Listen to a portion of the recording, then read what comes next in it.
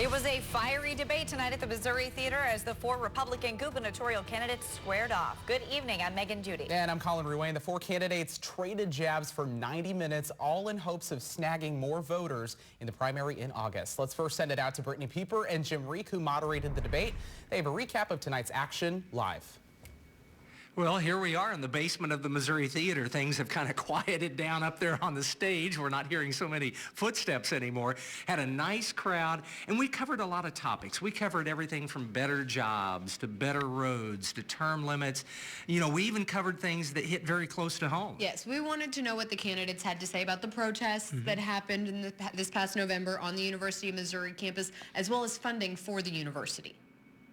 What I'm hearing is you've had a bellyful of what has gone on the campus of the University of Missouri here in Columbia. We have had a massive failure of leadership from the governor's mansion on down. The problem which occurred here in the last few months comes down to basic issues of accountability and standards and setting goals and direction. It comes down to that term called leadership, about being involved and being engaged. What happened on campus last November was that we saw once again a complete lack of leadership. Our governor failed to show up.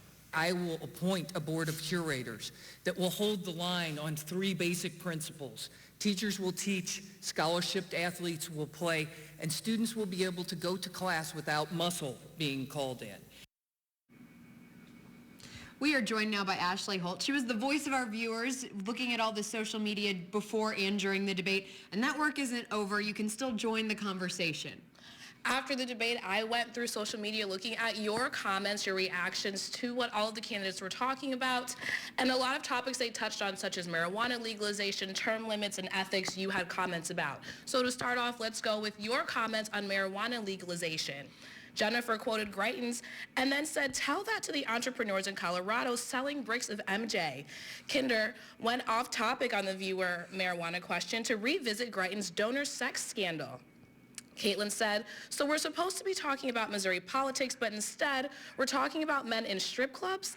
When discussing last fall's MU campus protests, viewers thought Eric Greitens focused too much on being a former Navy SEAL. Adam said only Eric Greitens can somehow link Mizzou protests to him being a Navy SEAL. Insane message, discipline. While some thought Greitens focused too much on his past, another viewer thinks Catherine Hanaway did the same. Thomas said, "Was Hanaway a prosecutor? This is only the 80th time she said it." Also on the topic of campus protests, Kinder talked about free speech. Ben said, "But Kinder, what about free speech? Football players are people too, something to consider." On another topic of state curfew, one viewer voiced their disagreement with Hanaway. Eva said, "Dear Hanaway, restricting people's freedom of movement with a curfew is wrong, regardless of the time you enforce it." So obviously a lot of opinions on everything that was said tonight. Lively opinions as well. It's hard to top that. Yeah. But Missouri voters, this is what you have. You got Chris Koster, the current Attorney General. He'll be running on the Democratic side to be the next governor, replacing Jay Nixon. And you've got four Republicans to choose from. So in August for the primary, if you take a Republican ballot, you can pick one of the four, and we'll see what happens in November. Fun time tonight at the Missouri Theater. For now, we'll send it back to the studio. All right, great job, guys. Thanks so much. Here's what's happening right now in national politics. Democratic presidential candidate Bernie Sanders is holding a rally in Flagstaff, Arizona. Earlier today, Sanders conceded Missouri to Hillary Clinton in Missouri's primary on Tuesday. Not only did Clinton take Missouri, but he took all 5 states. On the other side, Republican frontrunner Donald Trump won over 4 out of 5 states on Tuesday, including Missouri. But John Kasich's win in Ohio is making it more and more likely the Republicans will have a contested convention later this year. In your local news, the family of the victim hit and killed by a Columbia City bus has filed a wrongful death lawsuit against the driver and the city. Jane Birkenbach filed suit in Boone County Court today. Her brother, 66-year-old David Birkenbach, died when police say a part-time city bus driver failed to yield and then hit and killed Birkenbach as he was legally crossing the street. It happened on March 7th at the intersection of Stadium Boulevard and Monk Drive. The city's legal department says it cannot comment on pending litigation. Police at this point have no updates on the case. The city prosecutor has yet to file criminal charges against the driver, 22-year-old Hamas Mukiwa. A witness taking back testimony has a man convicted of murder back in court. Rodney Lincoln was convicted for the murder of Joanne Tate and the sexual assault of Tate's 2 daughters in 1983. This past November, one of those daughters, Melissa Tate, said she misidentified Lincoln as the killer. That's why Lincoln now has a new evidentiary hearing. I was 10 years old when my father went to prison. He's missed my entire life, my children's lives, my grandchildren's lives. The possibility that he's coming home, ecstatic. Victim Melissa Tate is currently advocating for Lincoln's release. Currently, the hearing is ongoing and will continue into tomorrow afternoon. A jury found a St. Louis man on trial for a Jefferson City murder is not guilty. Prosecutors say Charles Thompson killed Johnny Evans Jr. in 2015 in Jefferson City. He was found not guilty late yesterday. The jury did find him guilty of burglary, one of the 4 charges filed against him. The staples of St. Patrick's Day are shamrocks, Irish culture, and of course, as we get later into the night, drinking and celebrating. KOMU 8's Corey Miller is here in the studio to show how Missouri law enforcement is ramping up efforts to make sure drinking doesn't carry over onto the road. Law enforcement all over Missouri will be highly visible this weekend, looking to keep drunk drivers off the roadways. Authorities are still trying to figure out what caused a destructive cabin fire this morning in Versailles. Neighbors say they first saw the fire around 8 o'clock this morning. Captain of the Mid-Missouri Drug Task Force, Don Isaac, arrived on the scene as local firefighters were putting out the last of the flames. Isaac says firefighters were initially concerned about oil barrels fueling the fire. The woman who lives next door says her daughter lives in the mobile home on the same property. She says her daughter and the 2 children were home at the time the fire started and heard a small explosion outside their trailer before the fire. The Versailles Rural Fire Protection District did not have any further information about the investigation into the fire. We sure did see a lot of sun today for St. Patrick's Day, so let's check in with Kenton to see what we can expect for tonight. Colin, thank you very much. We have some clouds actually rolling into the area right now, and we can even see just some very weak returns on our radar right now. The toxic water in Flint, Michigan still has lawmakers heated and pointing fingers. We'll tell you what jabs were thrown on Capitol Hill today. And what Secretary of State John Kerry is accusing ISIS of doing. Welcome back. In your national news, a hearing into the lead-tainted water in Flint, Michigan got heated on Capitol Hill today.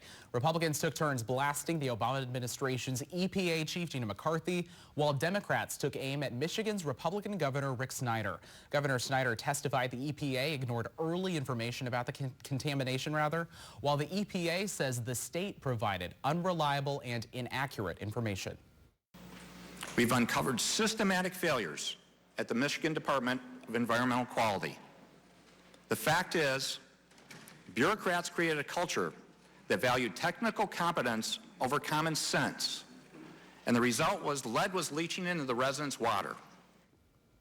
News outlet USA Today found some of the highest lead levels in its studies were actually at schools and daycare facilities. Secretary of State John Kerry has completed his review of ISIS and determined the group is, in fact, committing genocide against Christians and other minorities in Syria and Iraq. While Kerry's findings do not obligate the U.S. to take additional action, the Secretary says part of our response must be to destroy ISIS by force. SeaWorld announced today it will no longer breed orcas. The amusement park says this generation of killer whales will be the last they will care for. The company says it will slowly phase out killer whale shows at all of its parks by 2019. The move comes amid years of increased scrutiny of the theme park after the death of a trainer during a performance. People in Missouri heard tornado sirens today. It was actually on purpose this time. How the state's preparing for tornado season. Welcome back to KOMU 8 News at 10 o'clock on KOMU 8 here. Thanks for joining us. You can see a time-lapse over Rocheport at the Missouri River. A lot of sunshine out there, especially this morning. Some clouds increasing this afternoon and into the evening as well. High temperatures there at 62 actually in Rocheport. Beautiful sunset, by the way. You can see temperatures right now at 51 degrees in Rocheport. Looking at our temperatures. You blessed the person who brought Thin Mints. I did. I tweeted about it. Those were so good. Bless you. Bless you. I'm the Girl Scout cookie fairy. It's me. Can you come and join us more often, right, please? I did. I brought 1, they're green, and 2, 3 boxes of cookies. Did not need to live in my house. That's great. I did just have a baby. I cannot eat those things right now. Well, it is actually Severe Weather Awareness Week. Are you trying to transition? I am trying to transition. I didn't know how to do it, so I was just like, let's just go for I'm it. just going to go like Let's this. just go for I'm it. going to go like this. Severe Weather Awareness Week, and today you may have heard some sirens. KOMU 8's Colby Satterfield. There you go. She will join us from the newsroom. With Severe Weather Awareness Week in full swing, today was the annual statewide tornado drill. And although you know the sound of a tornado drill, or a tornado siren rather, I wanted to see just how those sirens actually work. While you may have heard the sirens from the outside, Chuck Mostolsky was controlling the sirens from the inside.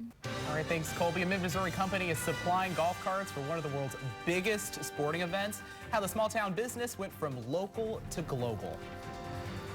And here are tonight's lottery numbers. Call me if you win. Good luck. St. Patrick's Day today, but there's no need for Irish luck for one Mid-Missouri business. Instead, their luck is simply all-American. KOMU 8's Megan Kelly's here in the studio and has more on how one small-town business is making its Olympic dream come true.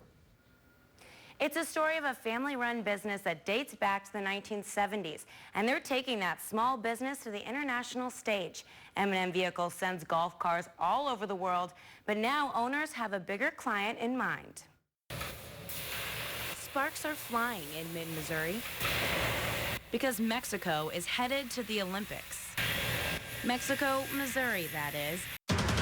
Now, from the Ford Sports Desk, KOMU 8 Sports. Hello, everyone. It has been a big night for the Missouri Tiger wrestling team at the NCAA Championships in New York City. While people all around the world are sporting green for St. Patrick's Day, we'll show you how Americans are celebrating the holiday today.